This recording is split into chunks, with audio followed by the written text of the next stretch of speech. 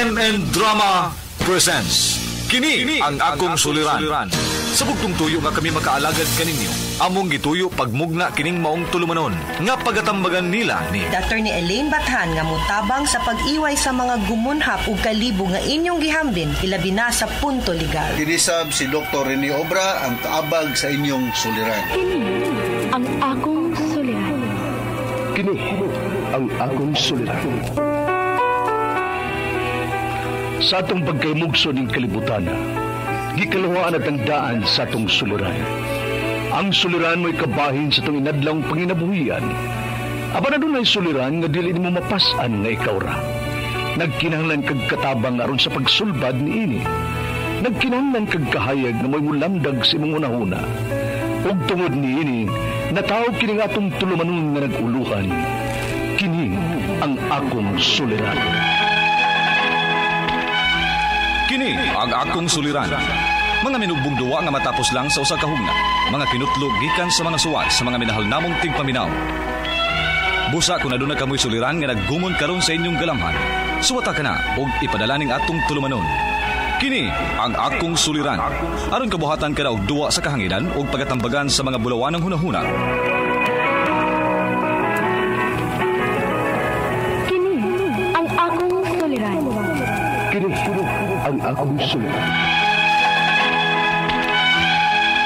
Sinumat ni Teresa Tirul Soria, ubos sa direksyon ni Ingrid Miss Iver Tudaso.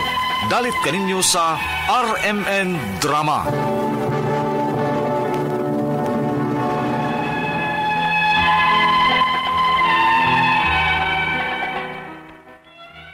Maayong adlaw kanyong tanan nga nagpaminaw karon ning tulumanon. Kini ang akong suliran. Ilabi na ninyo Dr. Rene Obra ug Attorney Elaine Bathan. Ingon man sa mga artista nga maghatag og kinabuhi ning akong suwat suliran. Itago lang ko niyo sa pangan nga Lynn, 32 anyos. May ka-live-in partner ug may duha ka mga anak. Taga Dinagat Island. Pero kasamtangang ni ako karon sa Riyadh, Saudi Arabia. Punto legal kining akong suliran.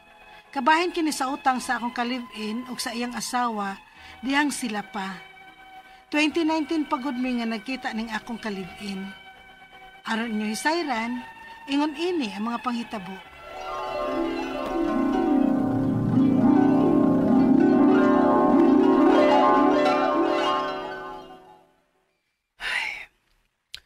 Imbis nga niabot ka na sa akong kinabuhi. Larga na naman ka sa abroad. Di kinahanglan, Kevin. Kaya may duha na ta ka anak. Sao na lang ang ilang ugma. Tigumanan gid kaayo ng ilang pag-eskwela ra ba? DJ Lex Remax. Di ka mahadlok nga magkakita kong lain din kung wala na unya ka. Naarog na nimo kung mangita kag lain gud. Basta kay akong buhaton, alang raman sa ninato. May pagsalig man noon ko nimo dong. Pero sultihan ta lang ka. Once mawa ning akong pagsalig nimo, lisod na gyud ikabalik pa. Ang pagsabot o pagsuporta ang akong gikinahanglan nimo ning higayuna. Dili ang pagpanglimbong nimo nako. Kay kun imo lang buhaton, goodbye, Kevin. Lynn.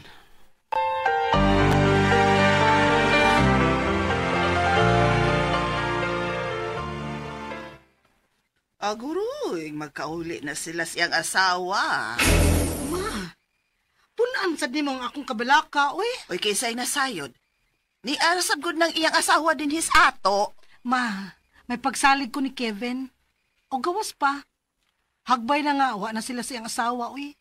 O may iya naman sad ang asawa ni Kevin nga si Lisa. Wala naman gud sila hilabtanay gud. Magka-communicate lang tingali, alang na lang sa ilang anak.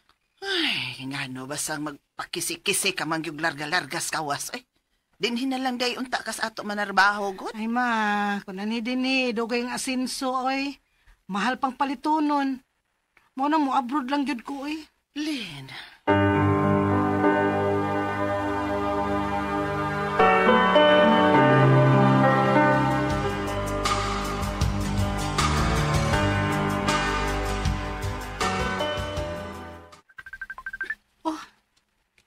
Si Kevin mang nawag. Gimingaw na sa dinako ay. Hello? Gimingaw ka na ako sa... Ayun, nagugol-guol diha, good. Sumay mong kagulaan, nga pinadadaan mantika. Doon ka ng mingaw, timbon na lang unya na nato, inigpauli na ko, ha? Dili na mo akong gikagulan ron. Si Lisa mong good. Diris pa ganina. Unsa? Nagunsa man siya diya sa ato? Bahin sa mong utang nga, wala mo mabayran dihang kami pa. Nagsigi ko ng tubo. Unsa? Pila man din ang utanga. Pero pero good unta na. Karon, kiniabot naman kunog 40,000. 40,000? Maulagi ko no. Eh, pagbuwag ko na namo, wala naman gina na mo mabayri. Nagkadako naman nun ang tubo. May pirma ba ko sa kasabutan na ta? Kaming gawa si Lisa. Kung saan man tanan namos magbayad, oy. Sayon ra na, unsaon na, aron dili na magsigig tubo. Kung saan man? Mangita tagpaagi nga mabayaran nato ng kapital, aron wa nay kapital nga magsigig tubo. Og dili na sad magsige na og anha sa ato ang imong ex-wife. Lin.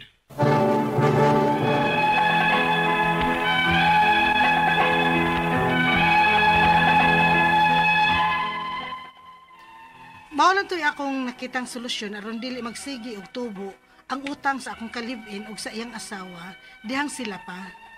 Last June 25, 2021 to nga niabot na og 40K ang tubo sa 4,500 lang unta nga kapital o ilang gihuwaman. Nihangyo mi nga bayra lang unya namo ang katunga ug ang laing katunga data-datahan lang unta namo. Apan wa mo sugot og padayon sila nga nagsigi og tubo. Og magsigig gihapon sila paningil sa akong partner. Hangtod nga niabot rong tuiga. Onya, pila? 200,000 ako no. Unsa? Ang tubo ra na? Mao ilang kwinta na dito. Nga, 200,000 ako nung among beranan sa among utang. Wala, kadako anak Kevin, kung tubo man lang na. DJ Oh, Lex Remax. tubo na lang yun na, kagibayran na gud nato ang kapital. Naglabad akong ulin eh. No, nakikuha ng utanga. Nga, sige kung balik-balik kong paningil. Ano yan, yun sara man yung mga asawa? Wala ko ganaya magkisulti eh. Di isa kaganahan. Aw kuan, inyo man gud nang duhang utang gud. Sa inyo pa man ang panagtipon. Dapat unta, may labot pa siya na. Lagi unta. Nya, di ba kaganahan magsige pa may communicate? May bawa pa lang ka. Magkagubot na santa. Kevin.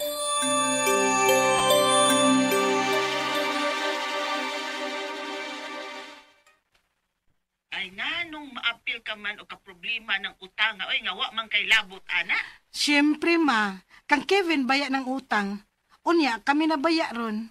Mao maapektahan yun ko. Mao na diha ron. Ngita ka mo yung problema lin ay. Ma, Unahang sulbad ng imong problema oy. Kay naapa kay mga anak nga angay pangandaman silang ugma. Pasag din na sila si Kevin o siyang asawang musulbad na ng problema, ha? Wa man gyud unta kay labot ana day. Pero murag ikaw man noy nagpakabanag maayo ng problema, ha? ma.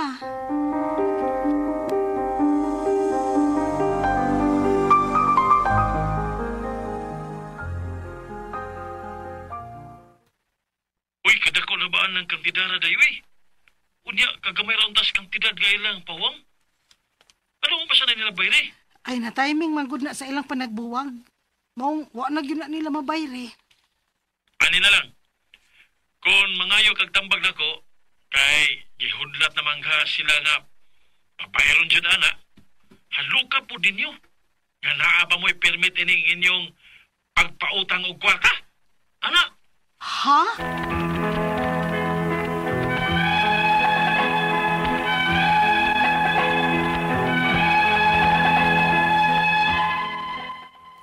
Ning akong pagsuwat, niabot na kuno og 280K ang bayranan sa akong kalib-in sa utang nga dugay na nilang wa mabayri.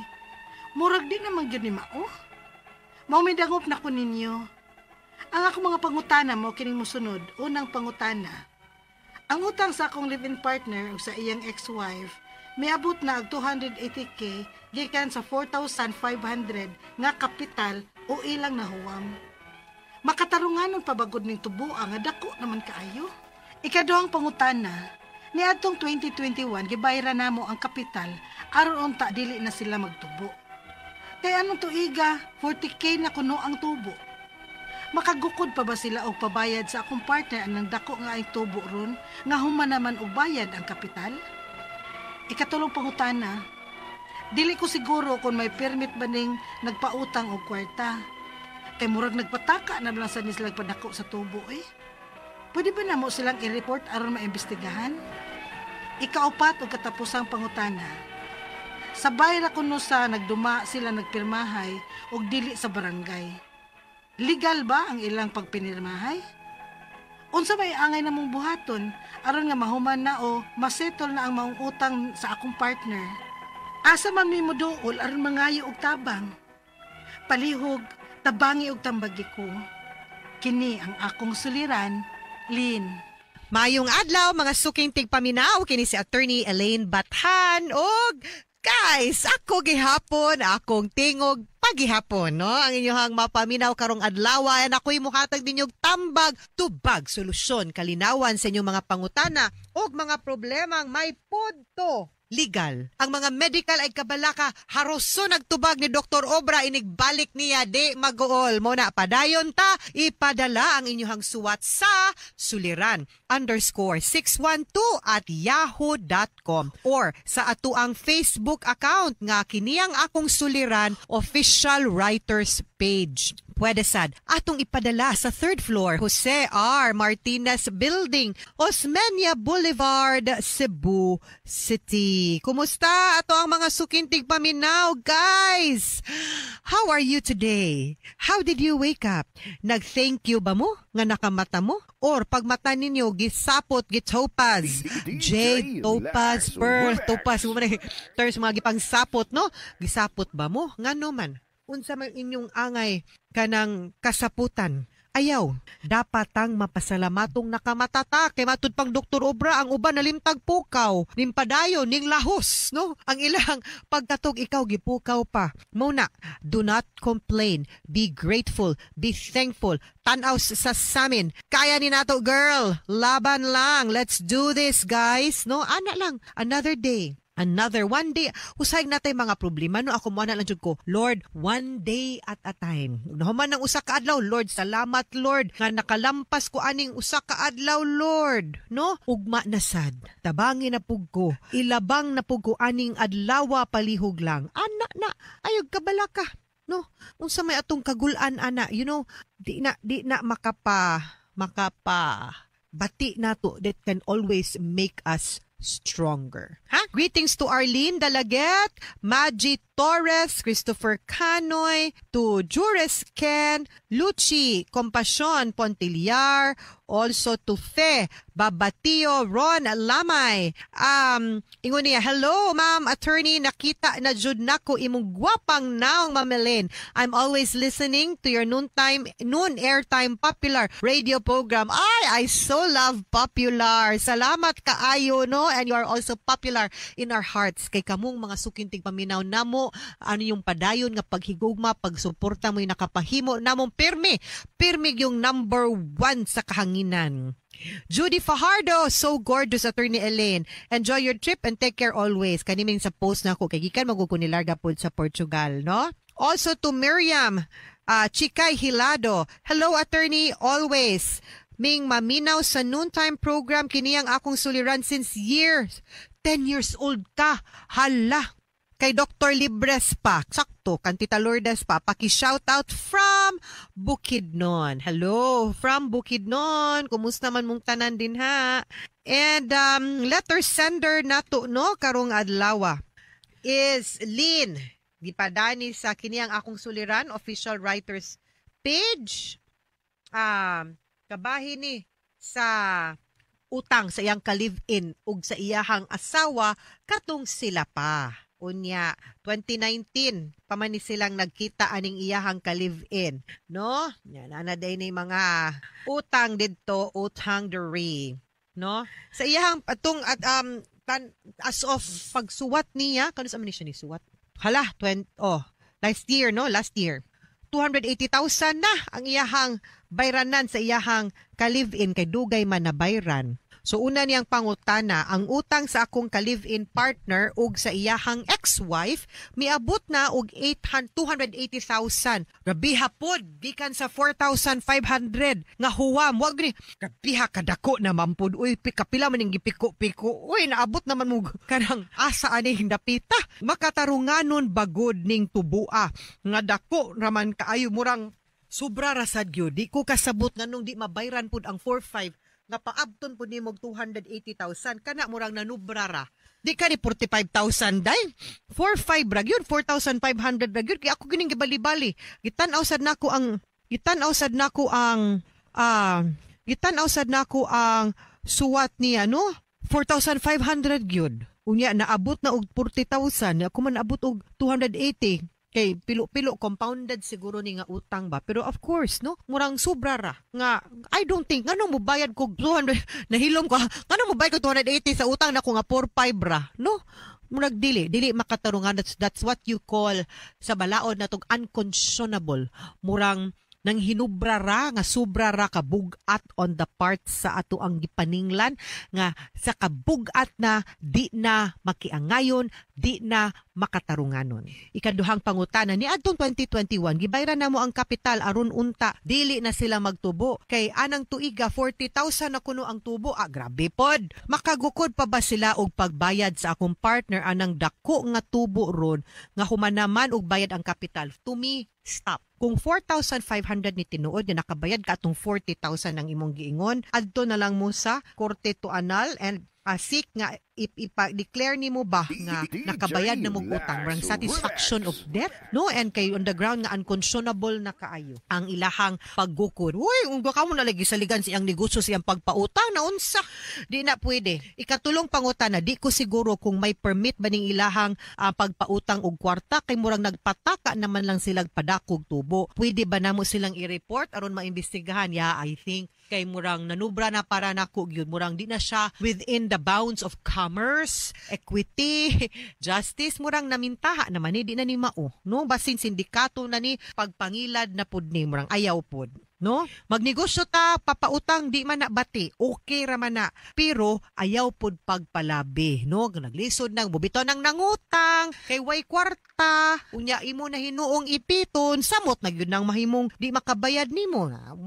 Di gyud na magdugay imong negosyo. Ikaupat ug katapusang pangutana sa balay ra kuno sa nagdumala sila nagpirmahanay og dili sa barangay. Legal ba ang ilahang pagpirmahanay unsa may among buhaton aron mahuman or masatol ang utang sa akong partner? Asa man mi muduol aron mangayo og tabang? Number 1, kung utang ra gyud na, watay gi-issue cheque, di imtam priso. Ikaduha, nakabayad namang kag 40,000 ug kung tinuod nga 4,500 rang imong utang, sobra pa sa interes ang ilahang nakuha sa imuha ug sa kapital. I don't think alkansi na sila. With this amount nga maabot og 280, I think you need to seek the help of a lawyer and to say nga naa na satisfy na ang utang. Satisfaction of debt, no? And ipa-annul na and ipa-condone na kay unconscionable na gyud kaayo. Muni nakalisod, no? Nga usahay ba kana ganing mamintaha ta sa kasubo sa uban, makagaba gyud na ay di gyud na maayo, no? Ayaw lang na ana. Okay, mga sukintig paminaw, hinaot unta nga naamoy nakutlo na pagtulunan karong adlaw. Kini si Attorney Elaine Bathan, daghan kayong salamat sa inyong pagpaminaw sa atong tulumanon. Hangtod sa sunod nga sugilanon, dinhi gapon sa tuang programa, kini ang akong suliran. Gikan sa RMN Production Center, Radyo Mo Nationwide. Tatak RMN, daghang salamat ug maayong adlaw.